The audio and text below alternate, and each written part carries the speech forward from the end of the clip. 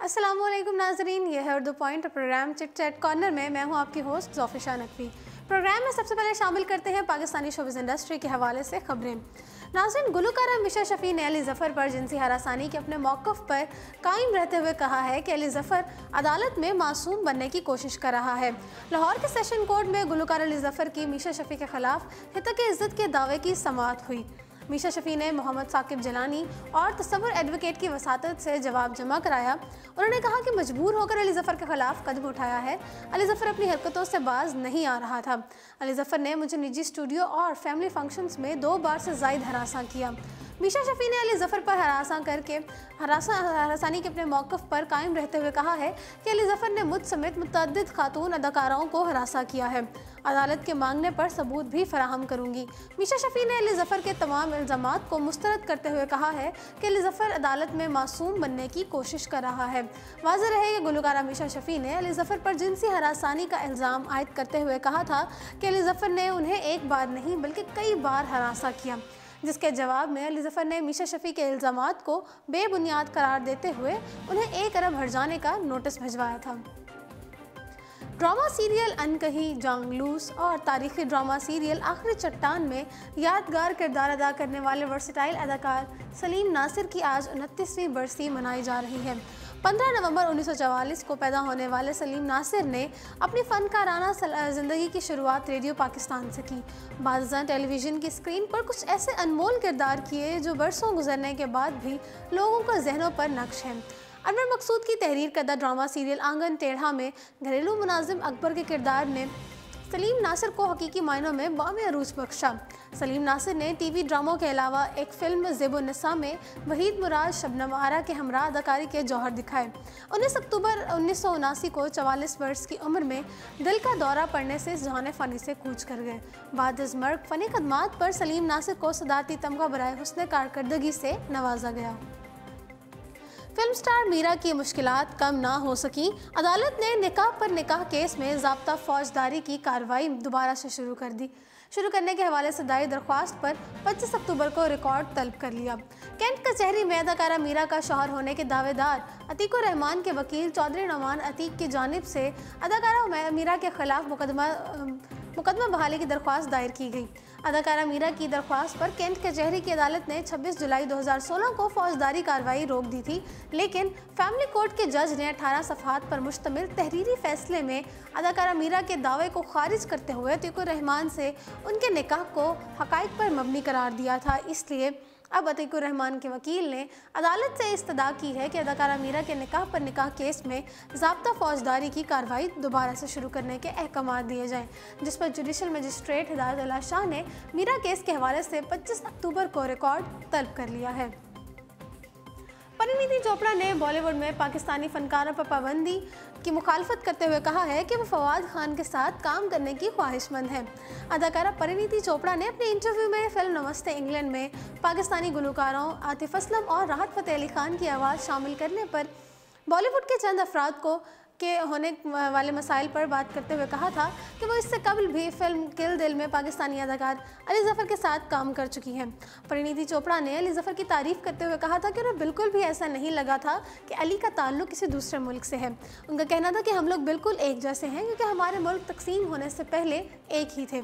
हमारी इंडस्ट्री में बहुत सारे लोग जैसे मेकअप आर्टिस्ट, हेयर स्टाइलिस्ट वगैरह का ताल्लुक़ जनूबी अफ्रीका समेत दीगर ममालिक से है और हमें इन चीज़ों को मस्बत अंदाज में लेना चाहिए। लिहाजा मैं ज़ाती तौर पर बॉलीवुड में पाकिस्तानी फ़नकारों पर पाबंदी के ख़िलाफ़ हूँ। नाज़रीन, परिणीति ने फवाद के साथ काम करने की ख्वाहिश का इजहार करते हुए कहा था कि मेरी ख्वाहिश है कि मैं अली ज़फ़र के साथ एक बार फिर काम करूं और पाकिस्तानी अदाकार फवाद खान के साथ काम करने की बहुत ख्वाहिश है। फवाद खान हमारी इंडस्ट्री के बेहतरीन अदाकार हैं। उनका कहना था कि अगर कभी मुझे मौका मिला तो एक बार उनके साथ काम ज़रूर करना चाहूँगी। लेजेंड गुलकार सलीम जावेद के 25 वर्ष कबल गाए हुए मकबूल तरीन गीत विश मरे को भारतीय फिल्म थग्स ऑफ हिंदुस्तान में शामिल कर लिया गया है। मज़कूरा फिल्म के इस गीत को गुज़श्ता रोज़ तशहीरी मुहिम के सिलसिले में सोशल मीडिया पर रिलीज़ किया गया, जिसे अमिताभ बच्चन और आमिर खान पर फिल्माया गया है। रिलीज़ के मौके पर बताया गया है कि विश मिले पाकिस्तान के सूबे बलूचिस्तान का सकाफती और फोक गीत है, जो कि खुशी के मौके पर बलूचिस्तान के बड़े सरदारों की तकरीब में पेश किया जाता है। इस गीत को कोक स्टूडियो में भी पेश किया गया था। नाज़रीन, वाज़ेह रहे कि लेजेंड गुलकार सलीम जावेद ये गीत लाइव गाने पर कॉलेज के सालाना फंक्शन में 2 ग्रुपों की फायरिंग से जख्मी भी हुए थे। कहा जाता है कि एक ग्रुप ने इस गीत को गाने से मना किया था। मज़कूरा फिल्म भारत समेत दुनिया भर में 8 नवंबर को रिलीज़ की जाएगी। पाकिस्तान में इस फिल्म को इसी रोज़ डिस्ट्रीब्यूशन क्लब रिलीज़ करेगा। भारतीय मौसीकार अनु मलिक भी मी टू की जद में आ गए।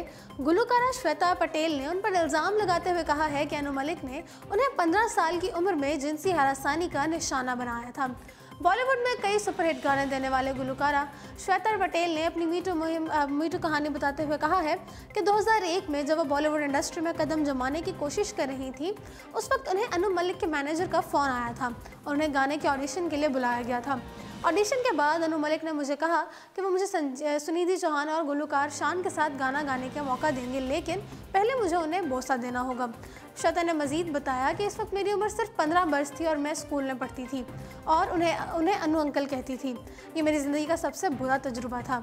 श्वेता पंडित ने ट्विटर पर तमाम नौजवान लड़कियों को मुखातिब करते हुए कहा था कि मैं आप लोगों को अनु मलिक से खबरदार रहने की तलकीन करती हूँ। भारतीय फिल्म स्टार गोविंदा की कॉमेडी से भरपूर फिल्म रंगीला राजा का ट्रेलर जारी कर दिया गया है। 90 की दहाई में बॉलीवुड इंडस्ट्री पर राज करने वाले गोविंदा फनी कैरियर में 131 फिल्मों में काम कर चुके हैं। इल्ज़ाम, राजा बाबू, हीरो नंबर 1 और नसीब जैसी कई फिल्में उन्हें पहचान दिलाने में संगे मील साबित हुई। नाज़रीन, अपने शौक अंदाज की मकबूलियत के पेश नज़र गोविंदा आज भी कॉमेडी फिल्मों को तरजीह देते हैं और अब उनकी एक और आने वाली फिल्म का ट्रेलर जारी कर दिया गया है।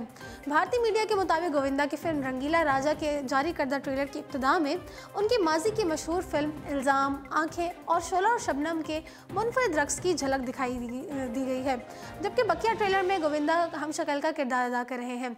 2 मिनट 18 सेकंड के ट्रेलर की मकबूलियत का अंदाज़ा इस बात से लगाया जा सकता है कि यूट्यूब पर इस ट्रेलर को अब तक 10 लाख से ज़ायद सारिफीन देख चुके हैं।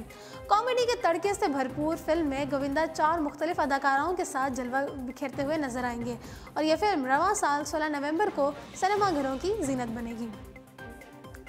नाज़रीन, बॉलीवुड के नामवर अदाकार सलमान खान का प्यार उनसे बिछड़ गया, जिसकी वजह से दबंग खान बहुत अफसरदा है। तफसीलात के मुताबिक बॉलीवुड के नामवर अदाकार आजकल अपनी नई आने वाली फिल्म भारत की शूटिंग के लिए अबू ज़हबी में मौजूद हैं और उसी दौरान उन्हें एक ऐसी खबर मिली जिसकी वजह से वो अफसरदा हो गए। समाजी राब्ते की वेबसाइट पर सलमान खान ने बजरिया ट्वीट मदाहों को मुताल्ला किया कि मेरा सबसे खूबसूरत प्यार आज गुजर गया है, यानी कि चल बसा है, खुदा उसकी रूह को इत्मीनान बख्शे। दबंग खान की ट्वीट पर उनके मदाहों ने भी अफसोस का इजहार करते हुए ताज़ियत की। नाज़रीन, भारतीय मीडिया के मुताबिक सलमान खान के पास उनका मज़कूरा कुत्ता गुज़श्ता कई सालों से मौजूद था और वो फारिग औकात में उसके साथ वक्त गुजारना पसंद करते थे और दोनों इस कदर एक दूसरे से मानूस थे कि अक्सर औकात दबंग खान उसे अपने साथ ले आते थे। वाज़ेह है कि बॉलीवुड के अक्सर अदाकाराओं के पालतू जानवर हैं, जिनमें बिलखसूस कुत्ते और बिल्लियाँ शामिल हैं। हाल ही में अदाकारा प्रियंका चोपड़ा ने अपने पालतू कुत्ते की समाजी राब्ते की वेबसाइट इंस्टाग्राम पर आईडी बनाई थी, जिसके बाद वो सेलिब्रिटी बन गया था। नया साल सुपरस्टार आमिर खान के मदाहों के लिए मायूस कुन साबित हो सकता है। ठग्स ऑफ हिंदुस्तान में अपने मनपसंद हीरो को एक्शन में देखने के बाद शायद आमिर खान के मदाह अगले बरस उन्हें बड़े पर्दे पर ना देख सकेंगे। याद रहे कि मिस्टर परफेक्शनिस्ट के आने वाले आमिर खान की mega budget film thugs of Hindustan रवां बरस 8 नवंबर को रिलीज़ हो रही है, जिसमें अमिताभ बच्चन और कतरीना कैफ भी एक्शन में नजर आएंगे। अलबत्ता ये खबर गर्दिश में है कि आमिर खान अगले बरस कोई फिल्म नहीं करेंगे। एक हिंदुस्तानी वेबसाइट के मुताबिक अगले बरस आमिर खान की कुली तवज्जो अपने मकबूल तरीन समाजी शो सत्यमेव जयते पर मरकूज रहेगी और तवक्को की जा रही है कि इसमें वो मी टू के तहत शुरू होने वाले जिनसी हरासानी के मामले को उठाएंगे। इत्तलात के मुताबिक प्रोग्राम की टीम इस ज़मन में काम मुकम्मल कर चुकी है और प्रोग्राम में कई खवातीन अपने साथ होने वाली नाइंसाफ़ी और मज़ालिम की कहानी बयान करेंगी। अब जरा रुख करते हैं हॉलीवुड का। आयरिश खातून एना बर्नेस के दुनिया के सबसे बड़े अंग्रेज़ी अदबी अवार्ड मैन बुक प्राइज़ बराए अफसाना निगारी जीतने में कामयाब हो गई हैं। अमरीकी खबर इदारे एसोसिएट प्रेस के मुताबिक एना बर्न्स को ये अवार्ड उनके नावल मिल्कमैन पर दिया गया है, जिसके साथ वो ये अवार्ड हासिल करने वाली शुमाली आयरलैंड की पहली खातून बन गई हैं। लंदन के ग्लैड हॉल में मुनक्किद होने वाली तकरीब में मुसन्निफ़ा को उनका अवार्ड कॉर्नवाली के शहजादी हुमैला ने दिया, जबकि उन्हें 50,000 पाउंड जो कि तकरीबन 87,26,000 पाकिस्तानी रुपए से ज़ायद की इनाम भी रकम में दी गई। बेलफास्ट से ताल्लुक़ रखने वाली 56 साला मुसन्निफ़ा का कहना है कि वो ये अवार्ड हासिल करके इंतहाई मुसरत महसूस कर रही हैं। एना बर्नस का कहना था कि उनकी किताब मुकम्मल होने में बहुत वक्त लगा, जबकि उन्हें अपने पहले नावल नो बॉन्स की 2001 में अशात के बाद से अब तक बहुत ज़्यादा माली मसाइल का सामना रहा। उनका मज़ीद कहना था कि वो अपनी इस अनामी रकम से सबसे पहले अपने तमाम कर्ज उतारेंगी और इसके बाद अपनी मामूल के मुताबिक ज़िंदगी बसर करना शुरू करेंगी। तो जी नाज़रीन, इसी के साथ प्रोग्राम अपने इख्तिताम को पहुँचता है। मुझे दीजिए इजाज़त और देखते रहिए उर्दू पॉइंट।